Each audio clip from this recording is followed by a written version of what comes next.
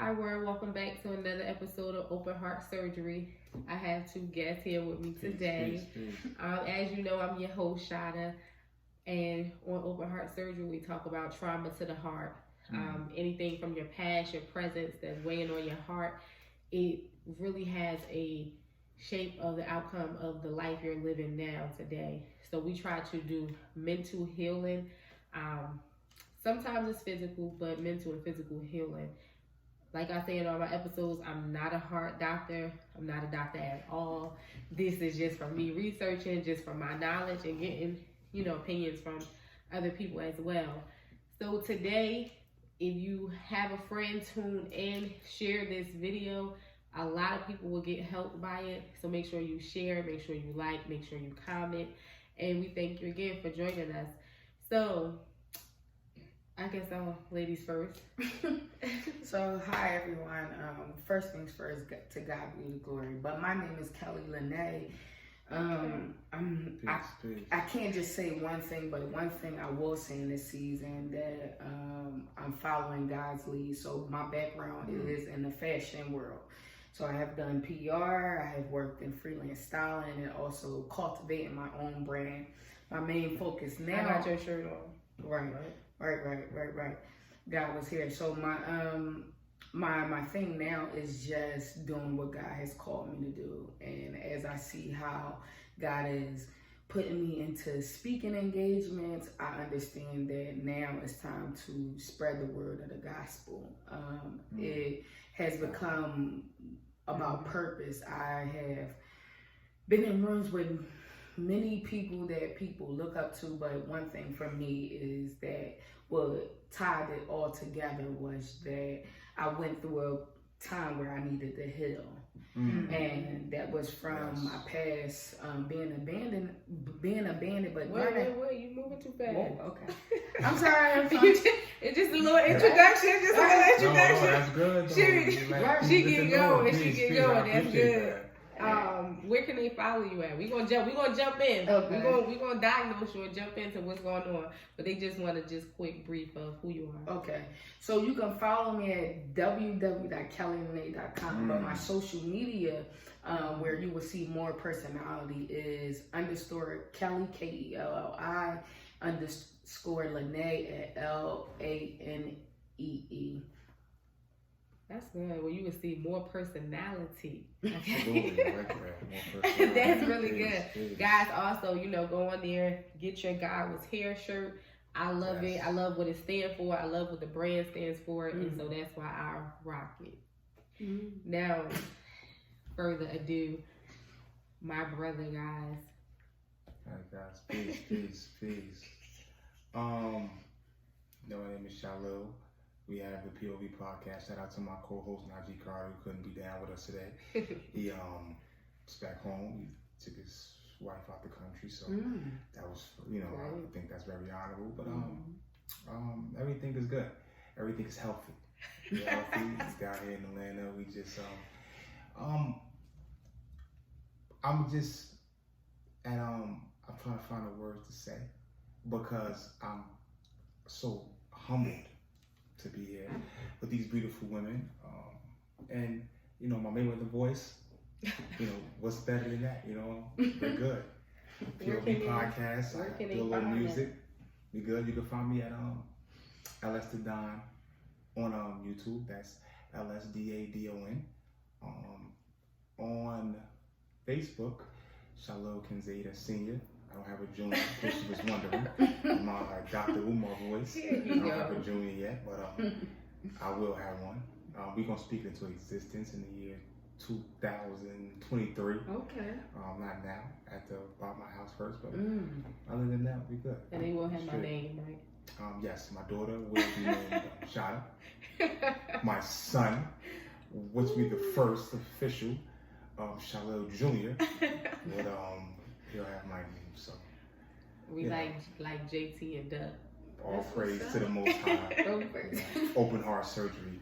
ATL. Heart Surgery, that's Jersey right. ATL. Shout out to all my people on the south side of these stones too. All my guys in north.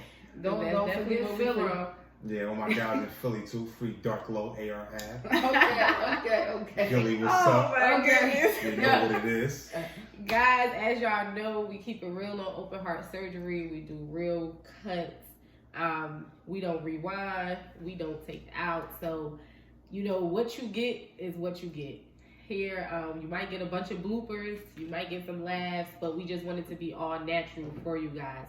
We want it to be real. Like, when we speak, it's not like, oh, okay, go back, take that out. You shouldn't say that. No, what you get is what you get. So we're going to dive right in. Basically, I need you guys to start reflecting, and I need the audience that's listening to start reflecting. We always do, when you hear open heart surgery, what do you think of? Usually people that's having open heart surgery, they on the operating table, they have to get cut open, and surgery is being taken place. You sleep, when you wake up, we want to say you heal, you're recovering, you're in a recovery stage. So I need you guys to sit and reflect, think about open heart surgery, and think about something that has caused trauma to your heart. Because there's always a reason for surgery. Like, something happened. So what is something that happened to you that was traumatic to you, that sometimes you just think about it and be like, dang, this really impacted my life? You don't talk about it often. A lot of people don't know about it, but it deals with you in your everyday life. I mean, you can... Y'all reflecting that fast? Okay. So yeah, because I mean, I'm far gone from it there. That's good. So I'll go first. So one thing was so crazy while Shada was talking, the host, I looked down at the coaster, and this was my topic was abandonment, and I looked at the coaster and it said, "This home is filled with love." Wow. In my home, it wasn't no, love. It wasn't, when I mean by love, understanding how to have proper communication, how to deal with just family, understanding different personalities, but the dialogue we should talk to as a culture.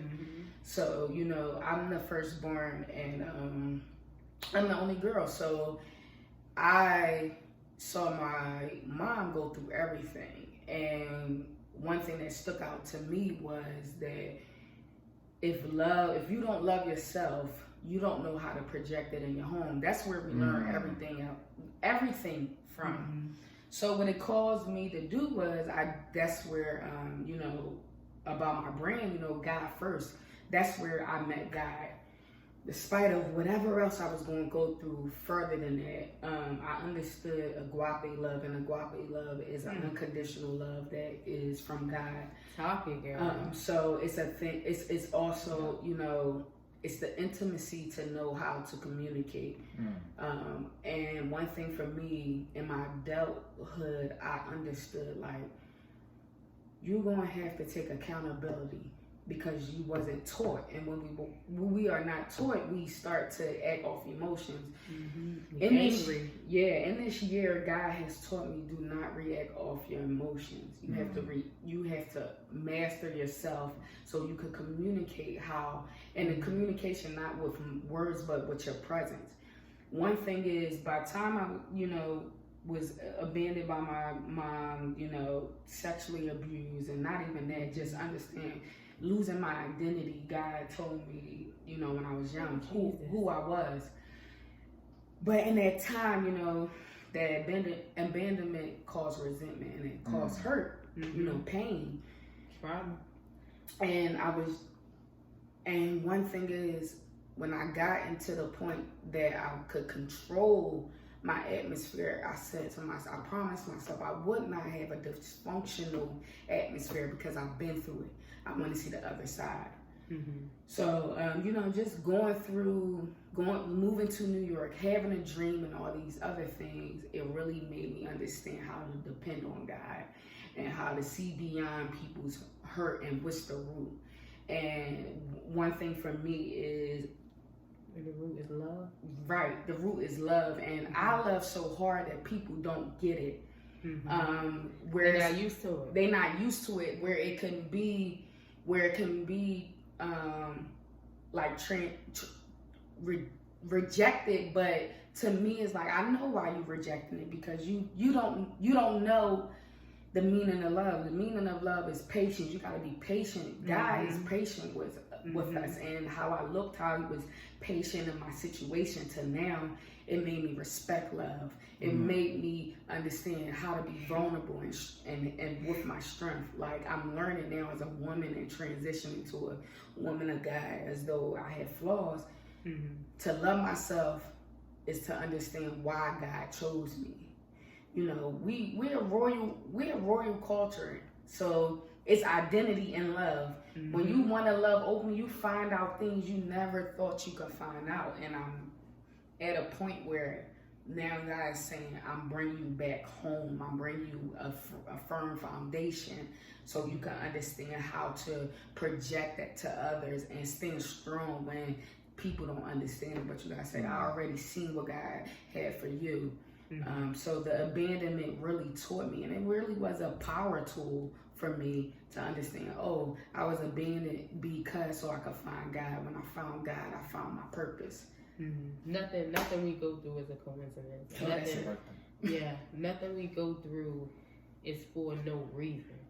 So you had to go through that abandonment so you can speak how you speak today, so you can learn some things. So that's really deep in itself, because listening to you talk is like, you are powerful and you are amazing, and just being able to speak like that after what you've been through is like that.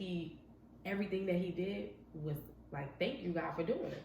Like, I know it was tough, but thank you, because now, like, look at me now. So okay, we're gonna pause right there. Because I gotta be. I get excited.